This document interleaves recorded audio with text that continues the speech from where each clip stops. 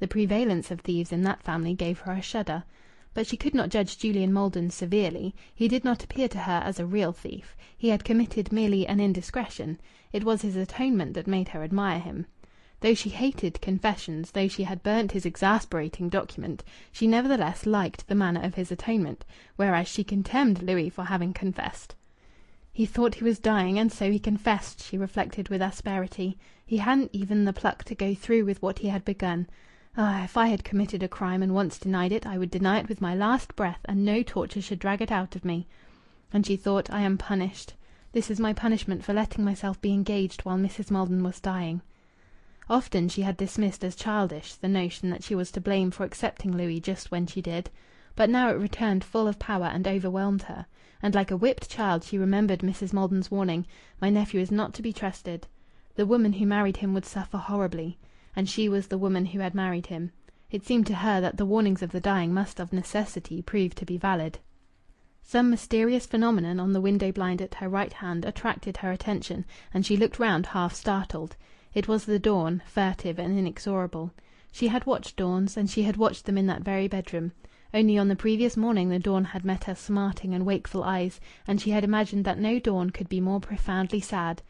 And a little earlier still she had been desolating herself for hours because Louis was going to be careless about his investments, because he was unreliable, and she would have to watch ceaselessly over his folly.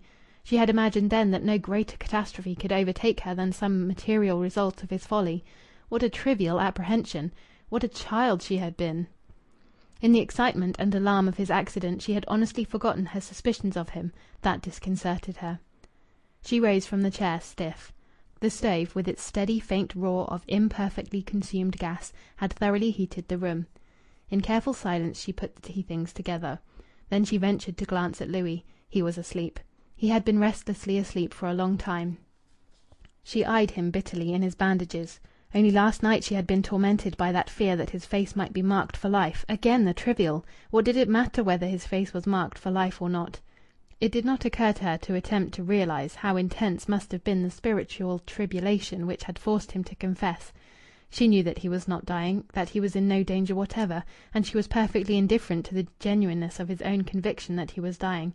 She simply thought, he had to go through all that. If he fancied he was dying, can I help it? Then she looked at her own empty bed. He reposed, he slept, but she did not repose nor sleep.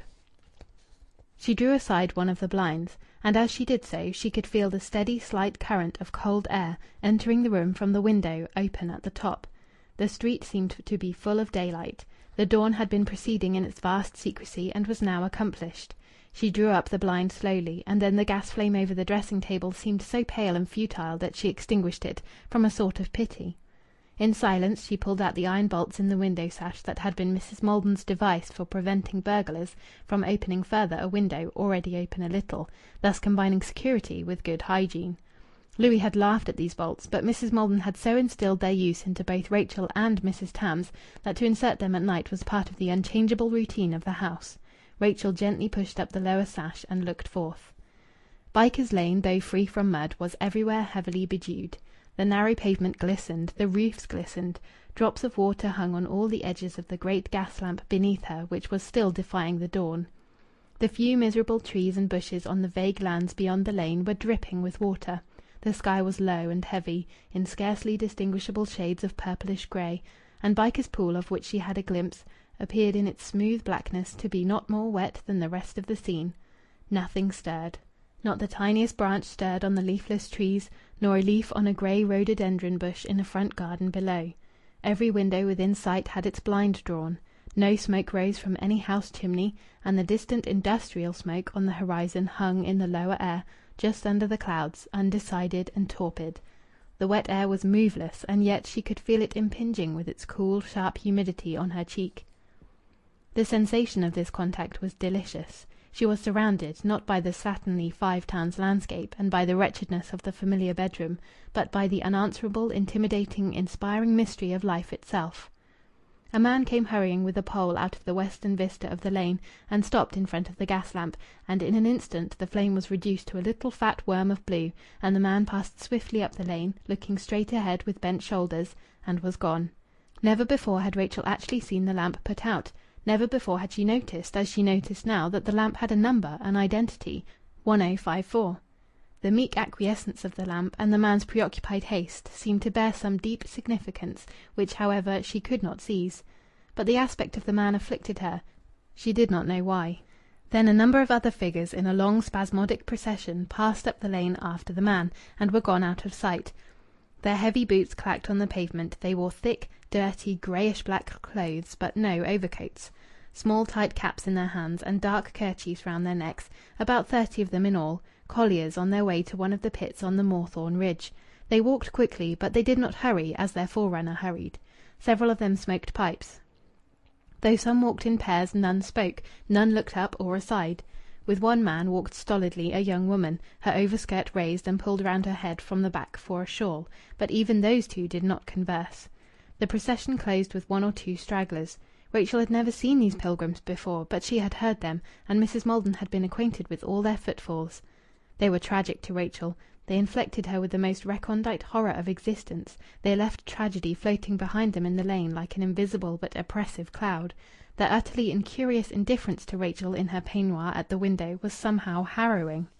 The dank lane and vaporous, stagnant landscape were once more dead and silent, and would for a long time remain so, for though potters begin work early, colliers begin work much earlier, living in a world of customs of their own.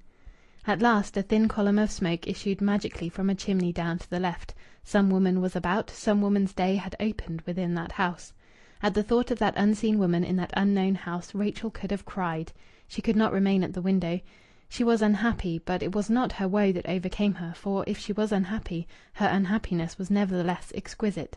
It was the mere realization that men and women lived that rendered her emotions almost insupportable. She felt her youth. She thought, I am only a girl, and yet my life is ruined already. And even that thought she hugged amorously, as though it were beautiful. Amid the full disaster and regret, she was glad to be alive. She could not help exulting in the dreadful moment. She closed the sash and began to dress, seldom glancing at Louis, who slept and dreamed and muttered.